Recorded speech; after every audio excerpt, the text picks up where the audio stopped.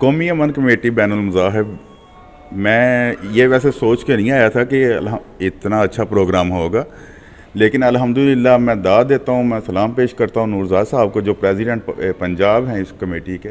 انہوں نے اتنا اچھا گلدستہ سجا دیا جس میں ہر طرح کی سیاست، ہر طرح کے لوگ، ہر طرح کے مکاتب فکر کے علماء کرام سارے آئے، اور الحمدللہ ایک ایک پھول ایسا مسکرا رہا تھا، ایک ایک پھول.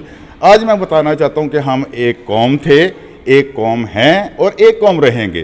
اس پلیٹ فارم نے ہمیں اکٹھا کر دیا، اور یہ مجھے امید ہے کہ جی اب پورے پاکستان میں اس پلیٹ فارم سے گجرات ایک چھوٹا سا شہر ہے، جی چھوٹا سا شہر ہے، اس شہر سے پوری دنیا میں یہ پیغام چلا گیا کہ ہم پرامن لوگ ہیں.